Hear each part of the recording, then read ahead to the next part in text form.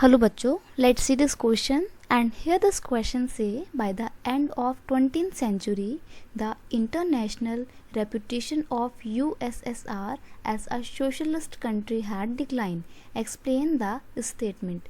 यहाँ पे क्वेश्चन में आपको स्टेटमेंट दी हुई है और बोला है कि 20th सेंचुरी के एंड तक, यहाँ पे 20th सेंचुरी का मतलब क्या है बच्चे?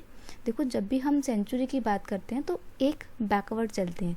अब जैसे मान लीजिए उसने मेरे को बोला है 19th सेंचुरी, तो मैं एक बैकवर्ड जाके क्या करूँगी, 1800 से लेके जो भी 1899 का टाइम पीरियड होगा वो 19th सेंचुरी में आएगा.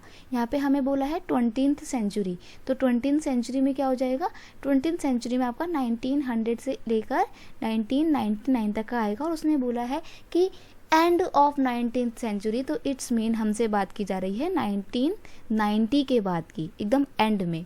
तो एंड के टाइम पे जो 20th सेंचुरी थी उसमें जो यूएसएसआर की इंटरनेशनल एक रेपुटेशन बनी हुई थी सोशलिस्ट कंट्री की, समाजवादी देश की, वो अब धीरे धीरे कम होती जा रही थी, डिक्लाइन होती जा रही थी. ये स्टेटमेंट आपको बोलती है, तो इसको आपको एक्सप्लेन करना है.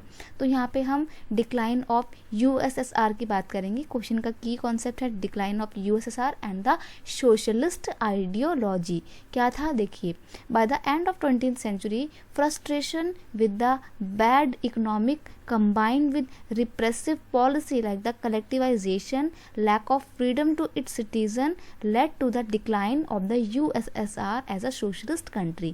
असल में क्या होता है, 20th सेंचुरी के एंड में आते आते ये जो रशिया का पूरा एक ग्रुप था यूएसएसआर, जिसमें 13 कंट्रीज शामिल थे, उन 13 देशों का जो कंडीशन थी, जो इकोनॉमिक कंडीशन थी, वो बहुत ख़राब हो गई थी.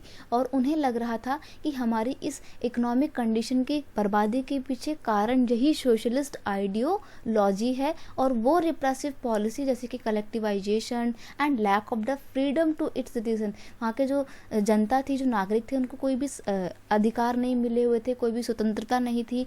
साथ ही साथ उनको जो भी काम करना होता था उसके प्रॉफिट इक्वली शेयर हो जाते थे. तो कोई भी अगर बहुत अच्छा काम कर रहा था उसको ज़्यादा पैसा नहीं मिल रहा था. तो इन सब चीज़ों की वजह से वहाँ की इकोनॉमी डाउन होती जा रही थी. और क्योंकि वहाँ की इकोनॉमी डाउन हो रही थी तो लोगों के मन में सोशलिस्ट आइडियोलॉजी के प्रति जो एक पहले सम्मान की भावना थी वो कम होती जा रही थी. यही रीज़न है कि जो यूएसएसआर था 20th सेंचुरी के एंड में एक सोशलिस्ट कंट्री के तौर पे उसका जो एक रेपुटेशन था वो डिक्लाइन होता चला गया. I hope you understand it well. Best of luck.